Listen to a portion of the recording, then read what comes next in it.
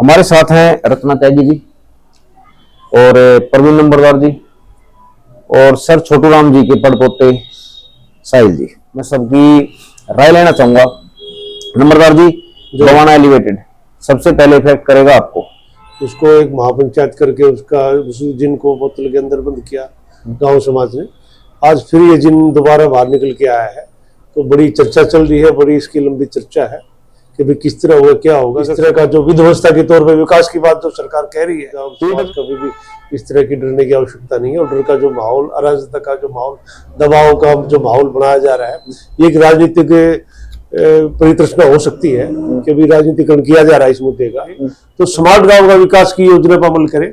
Smart गांव तब बनेगा जब चारों तरफ से बाईपास होगा और बिल्कुल वहां पे आपके लिए पार्क सुविधाएं, जितने भी शहरीकरण की सुविधाएं हैं वो भी गांव में नहीं, तो कहीं भी विकास की बात होगी। लोगों की टेस्टिंग है, ये जनता की टेस्टिंग है, उनका रुझान जानने की कोशिश है तो कि उनके रिस्पॉन्स कैसा मिलेगा, और उसके बाद हम अपना आगे का रुख तय करेंगे कि अगर वो हाँ कह देते हैं तब तो उनकी रजामंदी मिली गई, नहीं तो हम जबरदस्ती थोपेंगे। और रही बात फंडिंग की, तो इनको फंड की कोई कमी नहीं है, क्योंकि ये जो बहुत बड़ा खेल चल रहा है, नई वैश्विक व्यवस्था जो तैयार हो रही है, पिछले 3 साल से जो खुल के सामने आई है, जब कोविड का ड्रामा हुआ तब से खुल के आई है, चल तो रही है सैकड़ों सालों से। तो वो जो इनके फंड रेजर बैठे हुए हैं वैश्विक लेवल पे, जिनके हाथों में सारी दुनिया की बैंकिंग व्यवस्था है, स्वास्थ्य व्यवस्था है, वो इनको फंडिंग करते हैं हर चीज के लिए। और उसका एक ही कारण है कि जो एक मूल प्रकृति के उससे इंसान रहता रहा है, अपना खाना कमाना, अपनी आत्मनिर्भरता, उसको नष्ट करना और इन चीजों के से उनके माध्यम से उनपे कंट्रोल करना।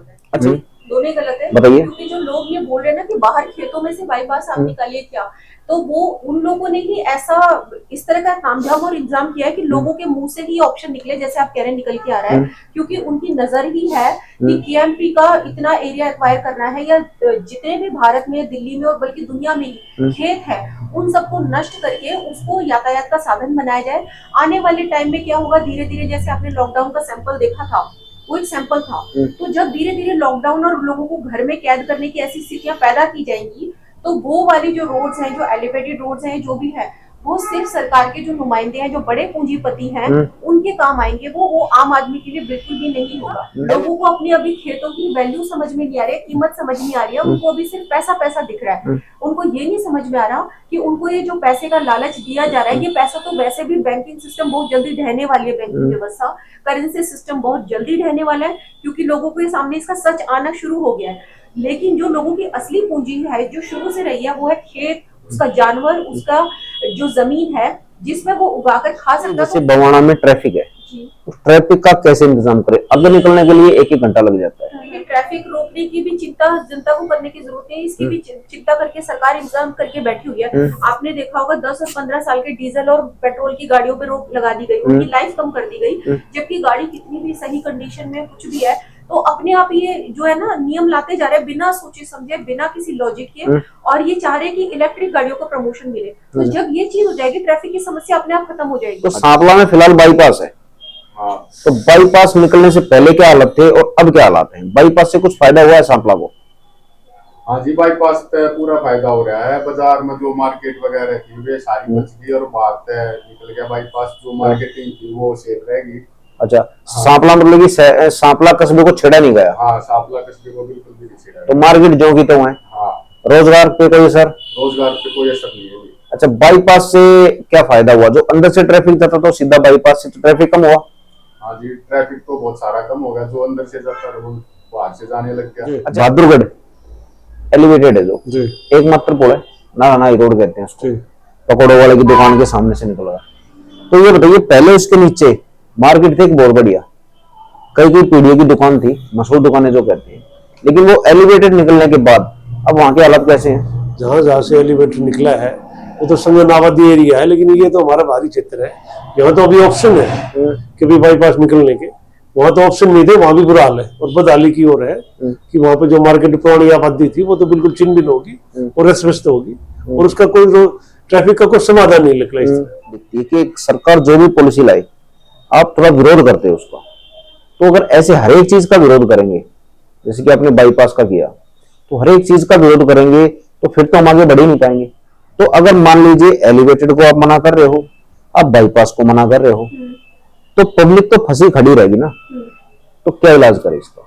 तो आगे कहाँ बढ़ना है? ये आगे बढ़ने के चक्कर में तो हमको हमारी जड़ों से काट दिया गया और अधर में लटका दिया गया कि ना तुम इधर के रहे ना उधर के रहे। क्योंकि सरकार ये जो नौकरी का सिस्टम या जो सारा शुरू किया, आप ये देखिए ट्रैफिक की जरूरत क्यों है, क्यों ये जरूरत क्यों है? और पहले के जमाने में जब गाड़ियां या ट्रैफिक नहीं थी तब इंसान का काम क्यों चल रहा था? वो 350 करोड़ का बवाना क्या करे? आप कुछ ऑप्शन बताओगे? हालात वही हैं जैसे दिल्ली में और गाँव के।